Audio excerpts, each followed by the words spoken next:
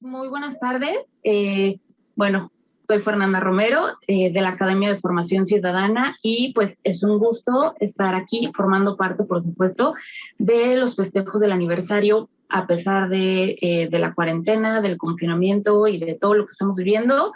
Pues como lo dije en la ceremonia de apertura, el trabajo docente no se ha detenido, al contrario, estamos adaptándonos a contrarreloj, aprendiendo a contrarreloj y sobre todo, pues siempre tratando de mejorar nuestra práctica. Entonces, espero que estén muy bien, muchas gracias. No sé si ya lo mencioné, la maestra Evelyn no lo mencionó, que soy parte de la Academia de Formación Ciudadana de este bonito centro de actualización. Les voy a compartir mi presentación, si me dan la opción de compartir, por favor. Listo. Gracias. Ok.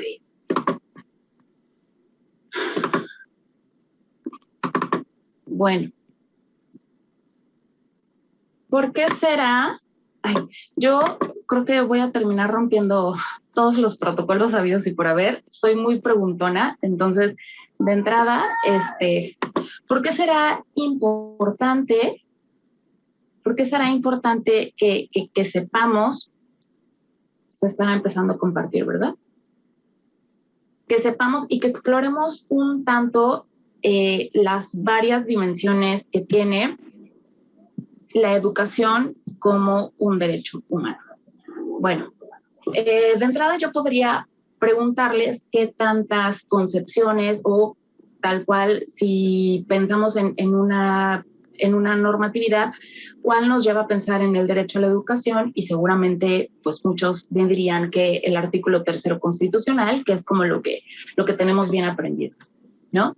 Entonces, bueno, ¿qué nos indica los perfiles en la mañana? Las compañeras la maestra Aide, las compañeras tanto de educación física como las que nos hablaban de la investigación en el aula, nos platicaban acerca de este perfil docente, y entonces por supuesto que todos sabemos que en el servicio profesional docente la concepción de las 5 dimensiones del perfil docente, esta que tenía que ver como con normatividad, principios filosóficos y tal, estaba en el 4º lugar, en la 4ª dimensión.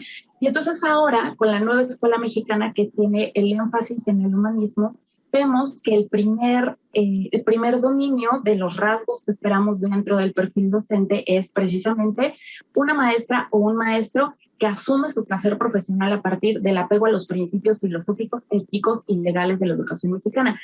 Y esto es muy importante. En el transcurso de la charla les iré comentando por qué tan importante y tan amplio. Casi siempre, y lo he visto ahora con la información compartida, los cursos que comparten, los materiales de estudio para el acceso a las plazas, la promoción horizontal, y que les dicen estudia el artículo 3º de la Ley General de Educación. Sin embargo, vamos a ver que hay una serie de documentos normativos que se complementan para esto. Entonces, este dominio nos dice que considera que el maestro asume al niño o la niña como un sujeto de derechos.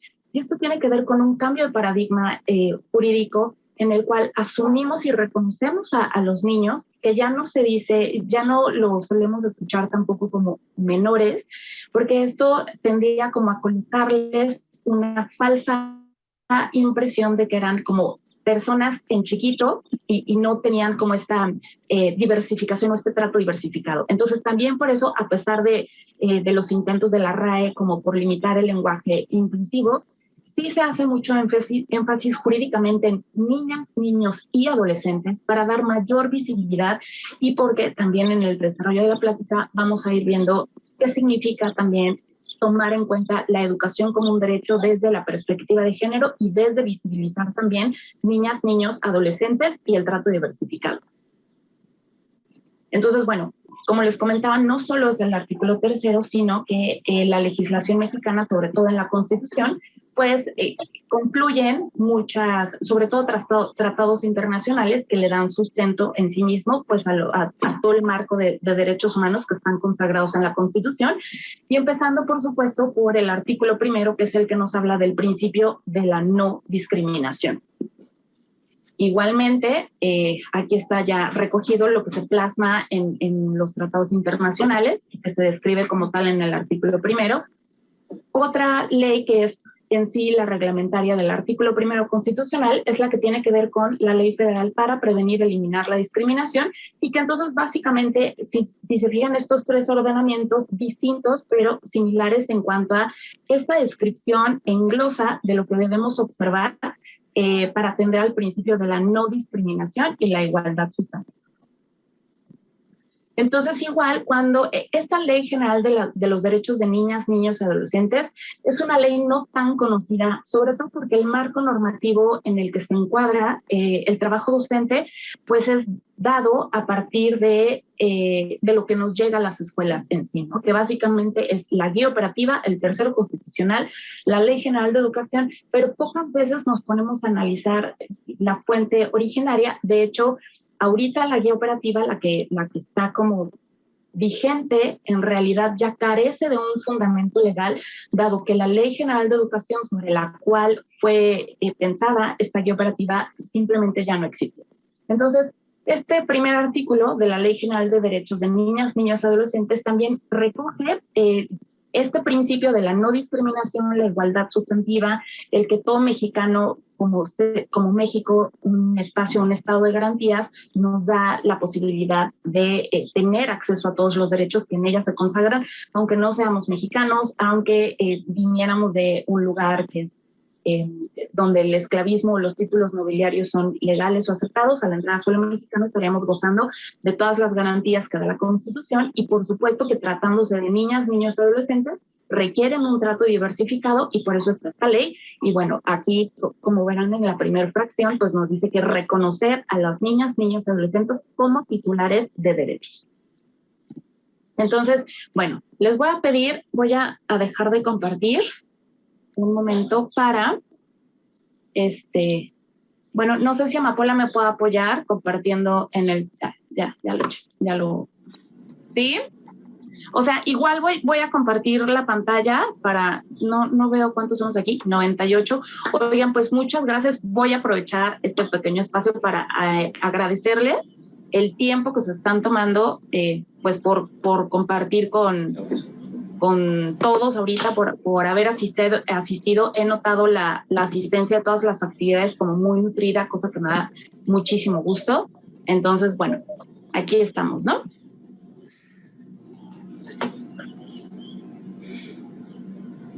Bueno, ya va a empezar con las preguntas. Sí, ya entraron porque mi pantalla ya está. ¿Cierto? Entonces, recientemente fueron modificados artículos constitucionales. ¿Cuáles fueron? Vayan contestando.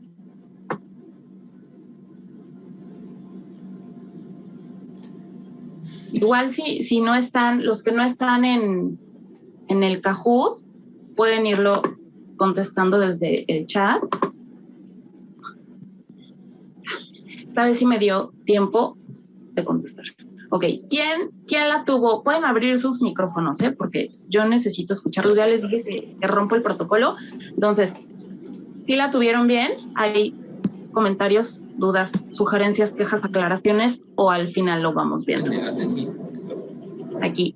Los artículos que fueron modificados en el 2019 fueron el tercero, el 31 y el 73. Estos regulan la materia educativa. En razón de el tercero, evidentemente sabemos cuál es la modificación.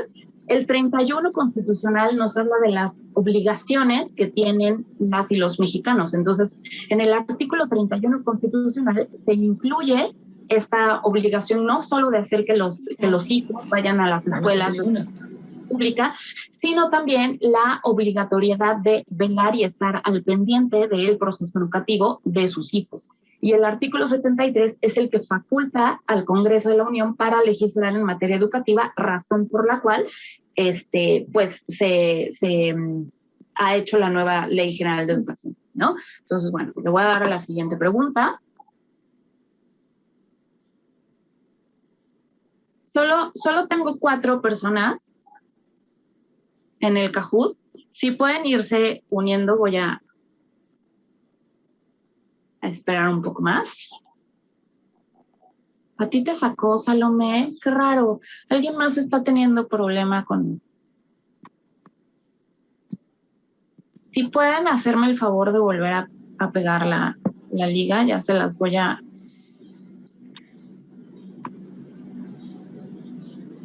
Ya la volví a pegar la liga, entonces... Y que eso se sigue al final. Si pueden unirse, pueden poner números. Pueden poner números 1, 2, 3 o 25, 36, porque aquí me están comentando que les dice que elijan otro nombre.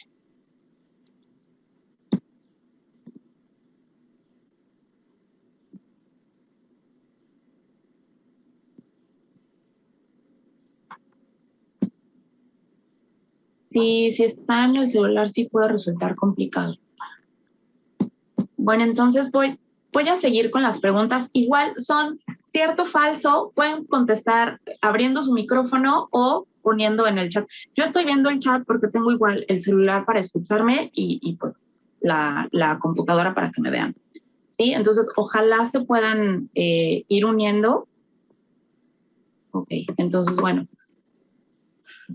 La siguiente pregunta. La educación básica está formada por ¿qué niveles son los que forman y componen este bloque de educación básica?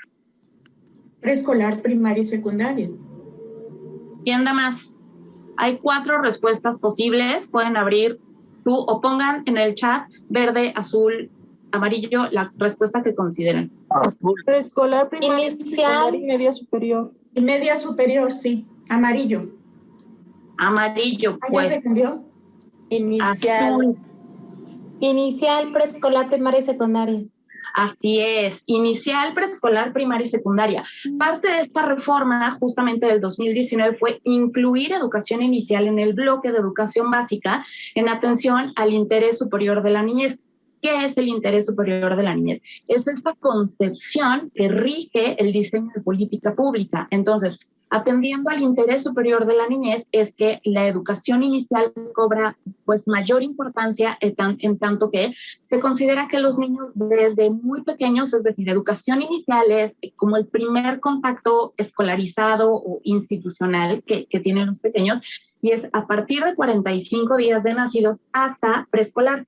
Ojo aquí, no hablamos de educación inicial como las guarderías, es decir, como estos servicios físicos, espacios físicos en los que se llevan a cabo únicamente labores asistencialistas, es decir, cambio de pañal, siesta y alimentación, sino la educación inicial está concebida también como esta parte psicopedagógica del desarrollo a edad temprana y fue incluida en esta modificación del 2019.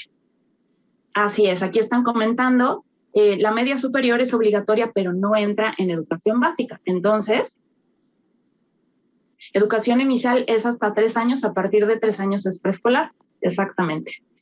Sí, y bueno, los CENDIs o las estancias infantiles tienen estos modelos ya pedagógicos, o sea, con actividades encaminadas a contribuir al desarrollo psicomotriz, de socialización y tal de los bebés desde muy pequeños, ¿no? Entonces, la siguiente pregunta, muy bien, ya, miren, yo ya voy en el lugar 20 porque siempre repruebo estos exámenes, siempre como que me vengo sin estudiar. Entonces, solo tuve una respuesta correcta. Okay, la siguiente pregunta es justamente relacionada a la educación obligatoria. Y entonces, la educación obligatoria en México está conformada por, si no están en el Kahoot, pueden abrir su micro o poner en el chat verde, azul, rojo o amarillo. La verde. La verde, ¿quién más? Ay. Amarillo. Amarillo. Ahora sí alcancé a contestar, porque siempre termino en el último lugar. Entonces, amarillo. ¿Por qué amarillo? Nuevamente, esta modificación constitucional amplía. Recuerden que este artículo 3º y la nueva escuela mexicana en sí son una modificación legal garantista absolutamente. Entonces, incluimos educación inicial en el bloque de básica, pero también hablamos de la educación superior como parte de la educación obligatoria en los términos, por supuesto, que la ley, que por cierto ya está próxima a salir, recientemente estuvo ya en las discusiones del Congreso y tal. La educación obligatoria se refiere a esta obligatoriedad del Estado por proporcionar la educación. Cuando hablamos de la educación obligatoria hasta media superior, hablamos de cómo el Estado está obligado a garantizar la cobertura.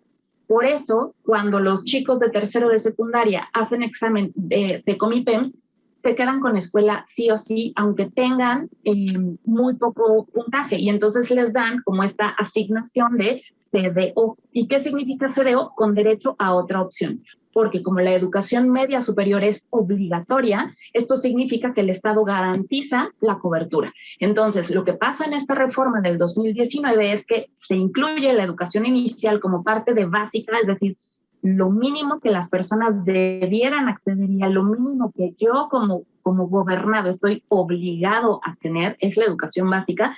Y por otra parte, la educación obligatoria quiere decir, así mismo, como dice Consuelo, que es que el Estado garantiza la educación para todos. Entonces, la siguiente pregunta, marcador, muy bien, hoy no me fue tan mal, ya estoy en el lugar 15, creo que somos como 25. Venga, la siguiente pregunta es de verdadero o falso. ¿Es la educación sexual y reproductiva un derecho humano? Igual, si no están en el Kahoot, pueden abrir su micro, decir cierto o falso, o poner... Verdadero. Verdadero. ¿Quién da más? ¿Verdadero o falso? ¿Sí o no? ¿Sí o no? Es un derecho humano, claro. Es un derecho. Sí, verdadero. Así es verdadero. Y en torno a este punto en específico, se ha generado un debate muy importante que ahorita, como con las diapositivas, vamos a explicar. Ok, siguiente pregunta, que también es de cierto o falso. Siguiente pregunta.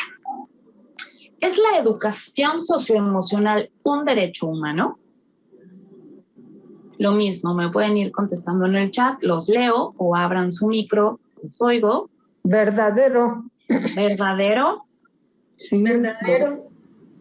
Con un derecho humano, por supuesto, me refiero a que esté establecido como tal, ¿eh? Aquí estamos hablando de lo que nos dice la Constitución y otra vez se me acabó el tiempo. Miren, nadie dijo que era fácil, No. entonces ya reprobé yo esta pregunta, pero sí, la educación socioemocional es un derecho humano y ahorita vamos a ver. Por eso les decía que la nueva escuela mexicana y la concepción en torno a esta, la generación de la ley nueva, porque en algunos documentos se habla de última reforma, es decir, Ley General de Educación, última reforma, septiembre del 2000, pero no es así, no hay una reforma, es una ley completamente nueva, diferente, que abroga la ley anterior.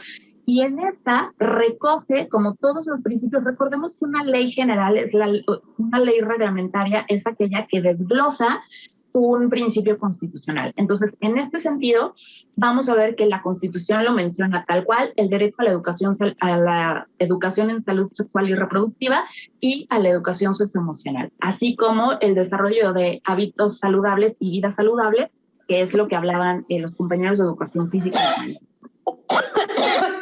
La siguiente pregunta.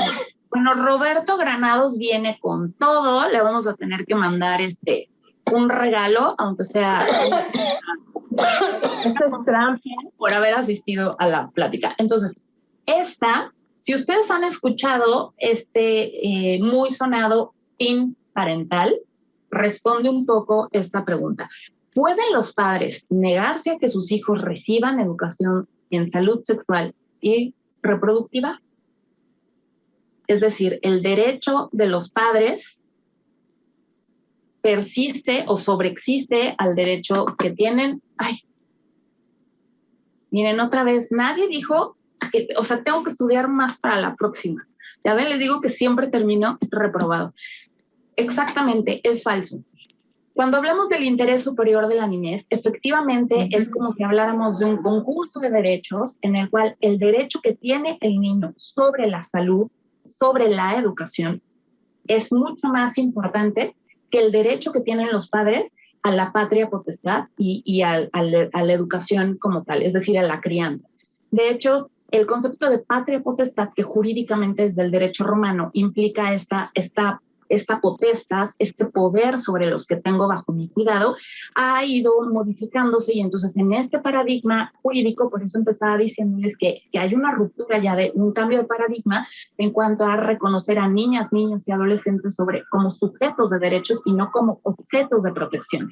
Entonces, por eso es mucho más importante y se le va a dar privilegio al derecho que tienen las niñas, niños y adolescentes sobre la educación sexual y reproductiva. Este derecho sobrevive, o es más importante, al derecho que tienen los papás. Y si ustedes recuerdan, recientemente, hace un par de meses, hubo toda una discusión en torno a esto, por el llamado PIN parental, como les mencionaba, sobre todo en el norte o en estados como Guanajuato o Guadalajara, ¿no? Entonces, bueno, la siguiente pregunta, que me parece que es la última. Miren, les digo que yo siempre pierdo. Muy mal, reprobada. La próxima vez, a ver, dicen, la patria potestad no se pierde, al menos que se encuadre en un caso muy grave en alguno de los padres.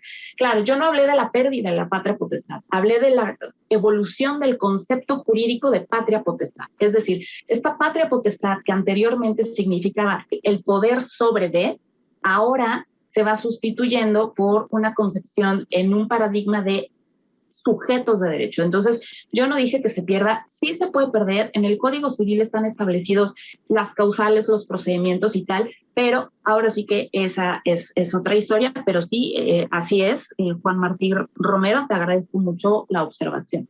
El siguiente, y es la última, la penúltima. Esta es muy importante y también nos habla de un debate que ocurrió en torno a la modificación del tercero constitucional y sobre todo a la modificación y a la generación de esta nueva Ley General de Educación, y que tiene que ver con, la pregunta en sí es, si el concepto de educación inclusiva o inclusión sustituye, es decir, en algún momento estuvo considerada la educación especial dentro del texto constitucional. Falso. Falso. ¿Alguien más? Porque aquí no veo que me hayan contestado mucho en el chat. Falso. Esta es una idea también que estuvo mucho en la discusión. Es un tema que estuvo mucho en la discusión, sobre todo los compañeros que se dedican y que trabajan en educación especial, y fue un tema de falta de comunicación, me parece, dado que, como les he mencionado, creo que es la cuarta vez que lo voy a mencionar en esta hora, el incluir o el poner que la educación es incluyente no estuvo mencionado jamás en el texto constitucional. De hecho, ahorita que veamos las láminas vamos a ver cómo en qué momento o hasta qué características o criterios orientaban a la educación como tal, y entonces más bien es una reforma proteccionista que considera sí a la educación especial como un reforzador del Estado para habilitar y para garantizar el principio de accesibilidad que tiene para los estudiantes con discapacidad, pero también el principio de inclusión viene como esta parte de proteger el derecho humano a la educación, independientemente de qué tanto puede el niño o la niña con discapacidad aprender o no. Es decir, el derecho humano a convivir, a relacionarse con sus pares, a la socialización, a la educación socioemocional, es más importante que si el niño puede o no aprender. Y por eso es que los niños con discapacidad se les permite el acceso a las aulas regulares, en el sentido de que también hay criterios de la Suprema Corte de Justicia de la Nación, en el cual se manifiesta que es contravenir al derecho humano a la educación el obligar a los padres o recomendar a los padres que no inscriban a sus hijos en las aulas regulares en aras de este principio de inclusión, porque además inclusión y educación especial son conceptos que pueden coexistir, porque además la inclusión nos habla también de este proyecto social, ¿no? Es un encaminarnos a una inclusión social más que académica, y que era parte de lo que veíamos en la primera diapositiva. Y bueno, esta sí que es la última pregunta. Marcador. Muy bien. Roberto Granados ya perdió su premio, su canasta de frutas. Creo que estuvo como hasta la pregunta 6, en donde ya A Víctor le vamos a tener que hacer llegar su premio por haber ganado el Kahoot. Bueno, es la ronda final. Entonces, ¿pueden los trastornos de la atención y de la conducta ser considerados una discapacidad? ¿Cierto o falso? Si hablamos de trastorno del espectro autista o si hablamos del trastorno por déficit de atención, ¿los podemos considerar como una discapacidad? Verdadero. Yo también considero que es verdadero. Otra vez, no alcancé, definitivamente no alcancé a responder. Ok. Verdadero. Es verdadero. Es verdadero, efectivamente, en función, y esto tiene que ver, recuerden, ahora sí que todo lo que yo les dije, bueno, pues aquí tenemos ya el podio. Víctor, miren, yo no estudié lo suficiente, creo que quedé en el último lugar, entonces muy mal por mí. Voy a regresar a las diapositivas. Esta cuestión de equiparar los trastornos de la conducta, los trastornos atencionales como discapacidad, vienen en función, ¿sí ven la presentación? Sí. Sí, sí se ve. Sí se ve. Sí, tengo que darle aquí grandecito. Ok. Vienen en función de equiparar justamente estos criterios, dado que se entiende que las personas que presentan algún trastorno del ánimo, algún trastorno de la conducta, entonces tienen características inherentes y no volitivas que influyen de manera distinta en el aprovechamiento escolar, entendido esto como las habilidades sociales y el aprendizaje. Entonces, aquí regresando a lo que es el artículo 3, pues vemos efectivamente que como todo el marco de protección de derechos que hablábamos al principio, pues ya se deposita en lo que respecta a la educación, ¿no? Es decir, este principio como internacional de igualdad sustantiva, de la no discriminación, pues ¿cómo lo vamos a lograr? En principio de cuentas, educando para eso, pero también respetando el hecho de dar una educación con derechos humanos. Es decir, el derecho a la educación tiene que ver con yo educo en el respeto, fomento y aprecio a la diversidad y a los derechos humanos, y al mismo tiempo, ¿cómo educo en esto? Pues respetando y promoviendo los derechos humanos. Entonces, parte de esta modificación constitucional nos habla también de, hubo como esta reconciliación de este gobierno en función, y que esto sí es una acción un poco política, por supuesto, hubo esta reconciliación de poner en el texto constitucional como tal este reconocimiento pues público a la labor docente en función del gran estigma y la persecución que tuvimos el gremio magisterial con el servicio profesional docente, ¿no? Y bueno, aquí en esta parte donde menciona que los planes y programas de estudio deben de tener perspectiva de género, orientación integral, por lo que deben incluir, y el desglose de estas disciplinas que no solo tienen que ser como transversales en la práctica educativa, sino también deben ocupar o tendrían que ocupar, ahorita que se están gestando o tendrían que gestarse el nuevo plan de estudios de educación básica de la escuela, de la nueva escuela mexicana. Entonces vamos a tener que hay énfasis en el arte, énfasis en filosofía, énfasis en literacidad, la historia, la geografía, el civismo, todas estas como disciplinas que deben de permear en el plan de estudios. ¿De qué nivel? De todos los niveles. Es decir, estas características, y bueno, viene también los estilos de vida, la educación sexual y reproductiva, cuidado del medio ambiente, ¿no? Ahora, ¿cuáles son los niveles en los cuales voy a tener este derecho humano o estas cualidades que describen y que para yo considerar que estoy recibiendo el derecho a la educación como debe de ser, debo de tener con estos? No, es una muy buena pregunta. No tiene SPAFS, supongo que es el nombre del dispositivo, pregunta, ¿no? ¿El término educación inclusiva solamente se suscribe a los alumnos que tienen discapacidad? No. Por eso es tan importante que hagamos este distingo, ahorita lo voy a mencionar. Entonces, esto que está ahorita en la presentación es lo que teníamos. Roberto Granados. Es que en el chat, súper Roberto, ahorita comentamos esto.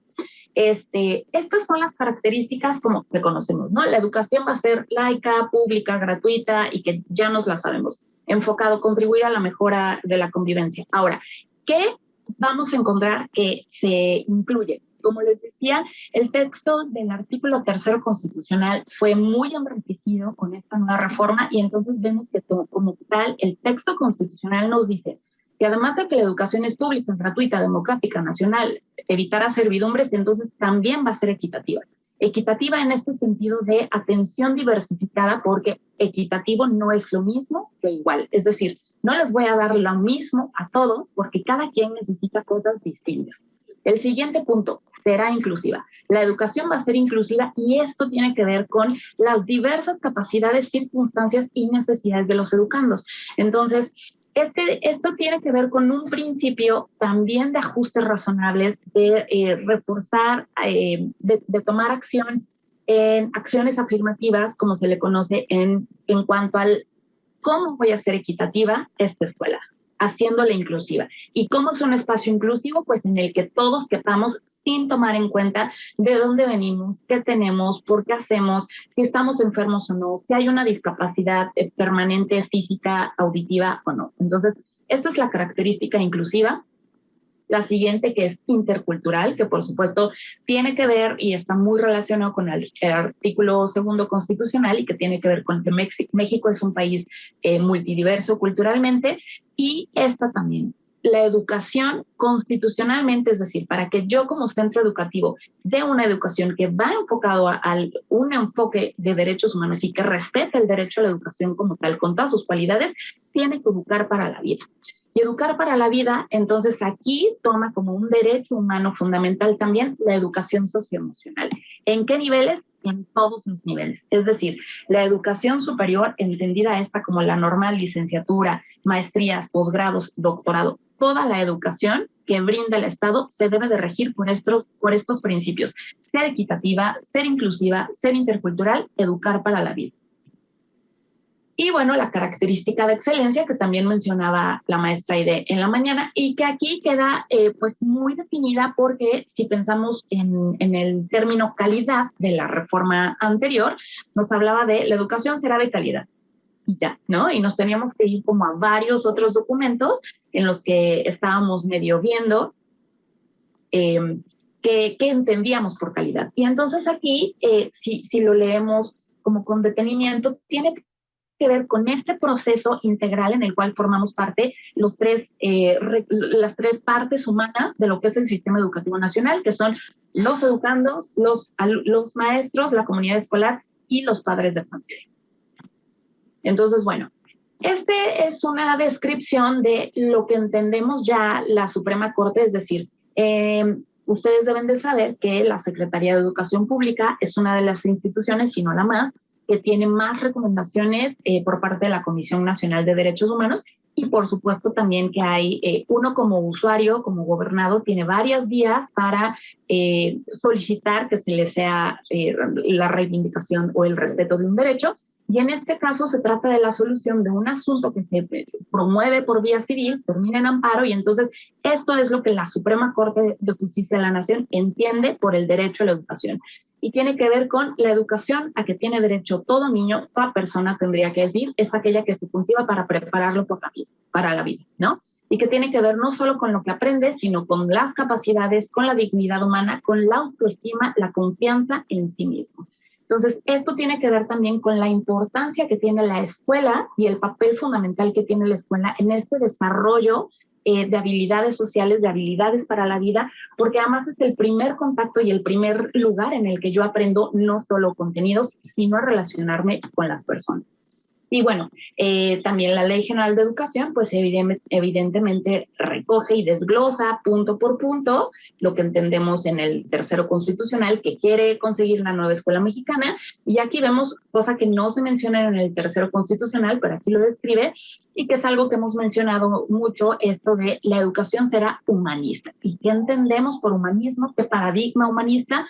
Pues no hay otra cosa que la esencia misma del origen de los derechos humanos, que tiene que ver con centrarse en la dignidad de las personas, identificar a las personas como sujetos de derechos y por eso les decía, con la esencia misma de los derechos humanos, que tiene que ver con fraternidad, igualdad, mejora la convivencia humana, ¿no? Y aquí volvemos a ver lo que entendemos por una educación equitativa, una educación inclusiva, y entonces aquí también desglosa otra vez, menciona otra vez, que entendemos por educación inclusiva, que debe apuntar a eliminación de barreras. Entendemos, todos sabemos que las barreras de aprendizaje tienen que ver más con cuestiones del contexto, y entonces esta educación inclusiva debe de trabajar y debe de convertir a la comunidad escolar, tomando en cuenta la comunidad escolar como la escuela y la familia, toma en cuenta todos estos apoyos o las acciones, incluso la generación de cultura, todas estas cuestiones que no vemos, pero que se sienten en la educación, para convertir la educación inclusiva.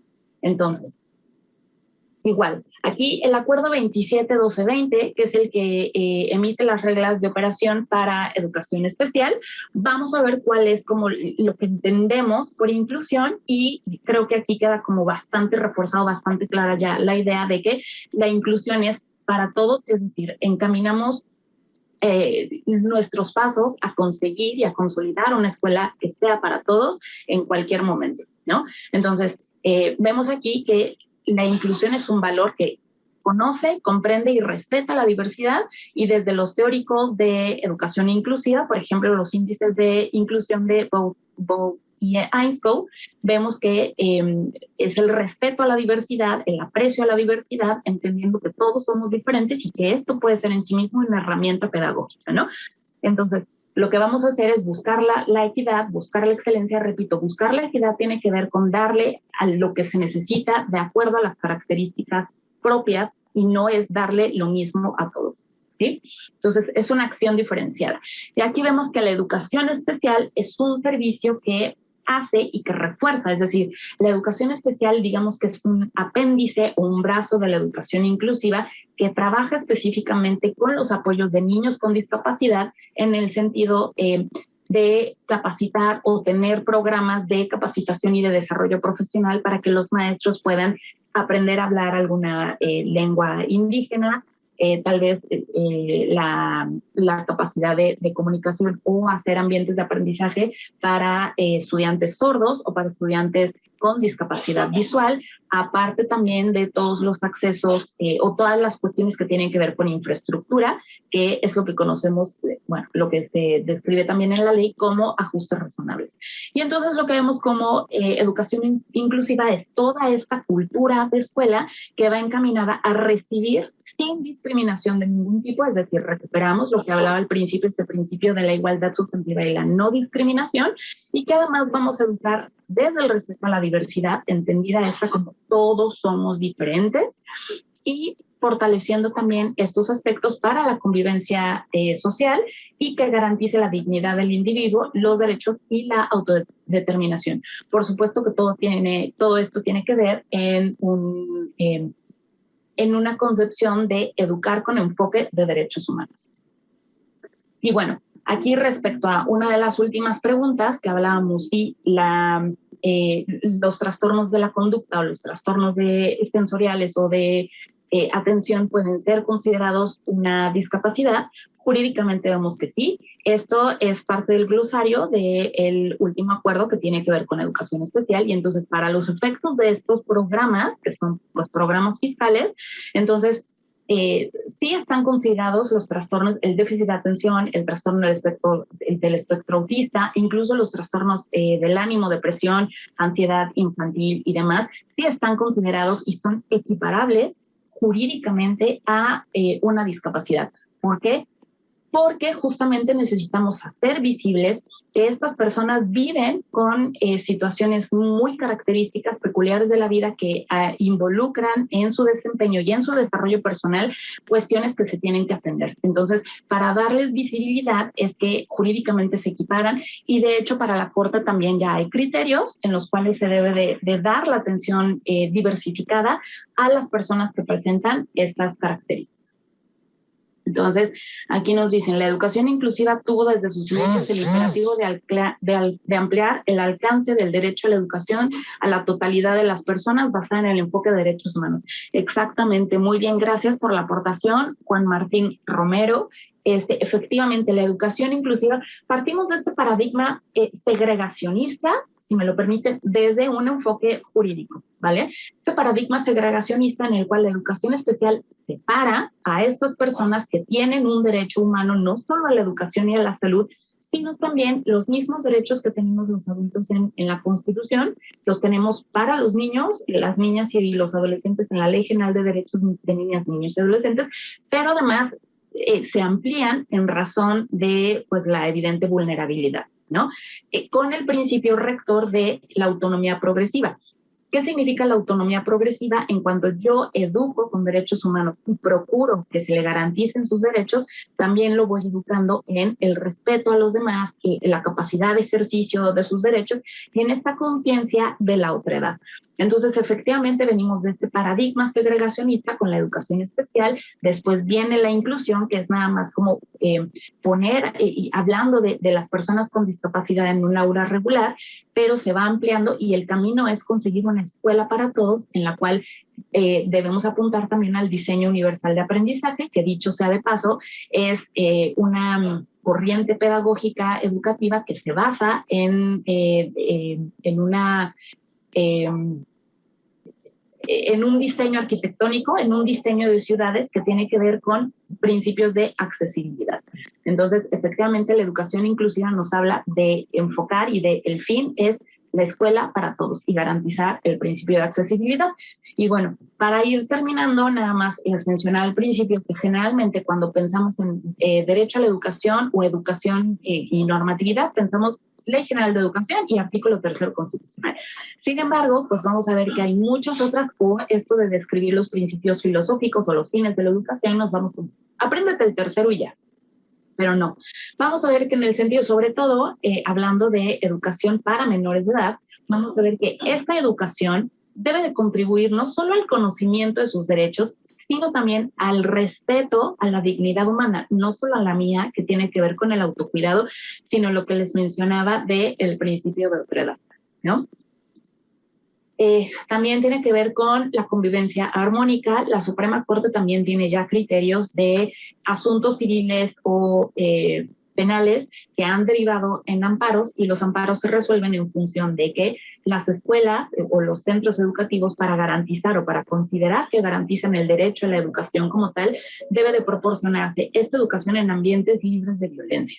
Entonces, aquí como parte de los principios filosóficos y los fines de la educación, vemos que es necesario fomentar en las niñas, niños y adolescentes estos valores, otra vez lo que tiene que ver con la diversidad, y bueno, inculcar sentimientos de identidad y tal. Y por último, subrayado lo puse también, esta cuestión que tiene que ver con la educación sexual y la salud reproductiva y sobre todo el legislador lo contempla como parte de atenuar este gran flagelo social que es el embarazo adolescente y las altas tasas que tenemos en México para esta situación, ¿no? Y entonces, bueno, para cerrar, pues es para reflexionar, lo que sí quisiera como cerrar con esta plática es cuáles son los aspectos que se necesitan transformar en la formación y capacitación docente, atendiendo a que nosotros somos un ente capacitador, actualización. ¿Qué podemos aportar desde donde estamos para contribuir a estas aspiraciones de una educación con enfoque de derechos humanos? Por supuesto que todo esto es lo que está escrito en la ley, es lo que dice que tenemos que hacer, es lo que conocemos como el deber ser, pero desde donde nosotros estamos, ¿qué podemos transformar? Yo estoy segura de que muchos de nosotros sí tenemos elementos reales y bien poderosos para transformar la realidad en la que estamos viviendo, en la que nuestros estudiantes viven, y por supuesto que podemos acceder o ser un cambio, un agente transformador, como también lo dice la ley, y entonces podemos ir encaminando nuestras acciones para lograr una educación con enfoque de derechos humanos. La siguiente reflexión es: ¿qué necesito transformar en mi comunidad, en mi sociedad para esta transformación? ¿Y qué puedo hacer desde mi colectivo docente para contribuir con la renovación del Pacto Familia-Escuela? En el Plan 2011, en la articulación de la educación básica, uno de los principios pedagógicos, el último, si no mal recuerdo, era renovar el pacto entre la familia y la escuela. Y esto tiene que ver, y esta reforma educativa, la nueva escuela mexicana nos habla de transformar la sociedad a partir de la educación, pero haciéndonos conscientes de que la educación no solo es la escuela y que también los padres, y por eso la adición al artículo 31 constitucional, los padres tienen obligación en educar, tienen obligación de trabajar con la escuela. Entonces, ¿qué podemos hacer desde el colectivo para esta renovación y para transformar la sociedad con base en una cultura de respeto y fomento a los derechos humanos? Y bueno, los dejo con esto, ¿no? La educación es el derecho humano fundamental a través del cual se ejercen todos los demás derechos. Entonces, nosotros tenemos mucho poder, hay que hacerlo bien. Muchas gracias. Sí, así es. Juan Martín, la autonomía progresiva es un concepto que reconoce a las niñas, niños y adolescentes como personas sujetas de derecho, exacto, lo cual implica que todos sus derechos humanos deben de ser reconocidos y garantizados sin estar condicionados a su edad.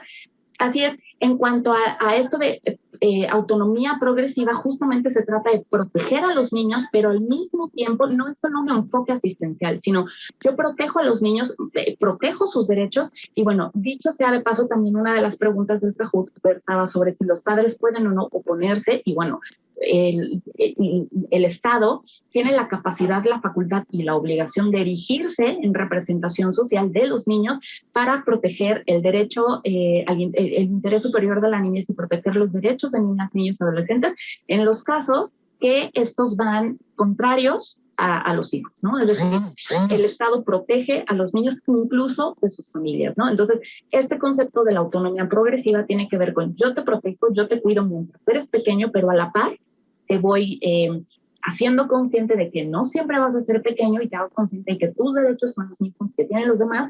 Y también se hace mucho como la fusión, se confunde mucho esta cuestión de crianza positiva, educar en derechos humanos, y estos niños ya hacen los que quieren, ya no hay límites, ya no hay disciplina. Pero también educar en derechos humanos implica educar en la responsabilidad de lo que mi libertad implica viviendo en una sociedad. Entonces, sí, el derecho a la educación tiene que estar dado bajo los principios del respeto a la dignidad humana. Incluso normativamente ya está prohibido como tal el castigo corporal, físico, y bueno, también la Ley General de Derechos de Niñas, Niños de Educación nos habla de en qué términos legales debe de ser proporcionada la disciplina en las escuelas y en las casas. Pues es todo, muchas gracias, de verdad les agradezco muchísimo su participación, su asistencia, y pues un gusto estar aquí como siempre. Muchas gracias. Al contrario, fue grato escuchar esta información que es relevante, interesante, y que seguramente a través de la Academia de Formación Ciudadana pues podemos seguir acercándonos a trabajar en todos los temas relevantes a la educación como derecho. Muchas gracias por su participación, maestra Fernanda. Y bueno, podemos ver en el chat felicitaciones. Felicidades, maestra Fernanda. Todos debemos conocer y saber este tema. Muchas gracias, muy bien, gracias. Gracias por la información. Y pues no nos queda más que pues también agradecer el espacio y gracias.